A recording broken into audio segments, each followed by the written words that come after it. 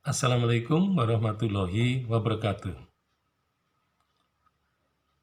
Nah, jadi kita bisa membuat gambaran bahwa arsip itu merupakan salah satu dokumen yang tersedia sebagai warisan dari masyarakat secara kolektif maupun sebagai warisan individual. Nah, jadi itu menunjukkan bahwa arsip adalah merupakan dokumen yang bertalian dengan tangan pertama, yaitu pelaku, bisa juga penyaksi. Nah, sebagai tangan pertama, tentu kesaksiannya bisa lebih dipertanggungjawabkan daripada dari kesaksian dari tangan kedua atau orang kedua. Karena orang kedua, orang ketiga, orang keempat, orang kelima, dan seterusnya, mereka adalah bukan pelaku, tapi mereka juga bukan penyaksi. Jadi artinya pelaku dan penyaksi ini berasal dari periode yang sama. Jadi masa hidupnya sesuai dengan ketika peristiwa itu terjadi. Tetapi banyak juga peristiwa itu terjadi, manusia itu hidup pada zamannya, tetapi manusia itu tidak tahu apa-apa. Ya, jadi contohnya misalnya Tan Malaka hidup pada zaman tahun 45, tapi ia tidak terlibat dalam peristiwa proklamasi. Gitu ya, sebagai contohnya. Jadi Tan Malaka ini tidak terlibat dalam peristiwa proklamasi kemerdekaan tanggal 17 Agustus 1945, meskipun ia pada waktu itu berada di Jakarta itu ya. Nah, jadi memang kesaksian dalam bentuk arsip itu memang harus berasal dari manusia yang hidup sezaman.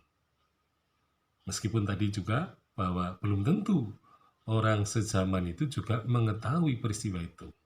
Nah, itulah jadi sejarah memang merupakan satu hal yang unik ketika berbicara mengenai arsip. Jadi arsip pun bersifat unik terutama karena ada keunikan individual, tetapi juga ada keunikan kolektif. Karena kita tahu bahwa sejarah itu memang merupakan peristiwa kolektif karena menyangkut banyak individu yang terlibat. Nah, sehingga sejarah menjadi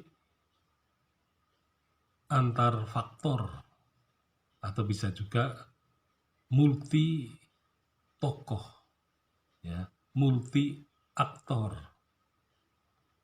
Jadi kemulti aktorannya ini karena ya tidak mungkin peristiwa sejarah itu terjadi karena hanya satu orang, tetapi banyak orang yang terlibat. Nah, oleh karena itu orang-orang yang terlibat itulah yang kemudian akan memberikan kesaksian terhadap kita, ya, terutama peristiwa-peristiwa yang eh, telah terjadi. Nah, oleh karena itu arsip-arsip pribadi itu memang harus dicari, tidak hanya arsip-arsip pemerintah. Jadi memang kalau kita mencari arsip pribadi itu jauh lebih sulit daripada mencari arsip pemerintah yang bersifat kolektif.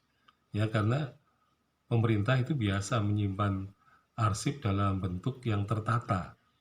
Tetapi kalau yang pribadi-pribadi itu seringkali menyimpan arsipnya bisa sembarangan ya. Jadi yang paling penting misalnya ijazah, bukti-bukti sekolah mungkin penting gitu ya, SK-SK misalnya pekerjaan gitu ya. Tetapi yang arsip-arsip pribadi yang lain kelihatannya kurang diperhatikan oleh seorang individual gitu ya. Jadi pada zaman dulu pun begitu. Surat yang paling penting ya, itulah yang paling disimpan dan dijaga dengan rapi. Jadi misalnya prasasti yang merupakan pengukuhan terhadap suatu daerah SIMA, dan bagi orang yang menjadi pengelolanya, maka surat keputusan dalam bentuk prasasti itulah yang tentu akan dijaga oleh si pengelolanya dan keturunannya, dan apabila banjir, gunung meletus, maka prasasti-prasasti logam itu akan dibawa lari ke tempat yang lebih aman. Nah, itulah kenyataan yang terjadi sebenarnya. Sekian, Assalamualaikum warahmatullahi wabarakatuh.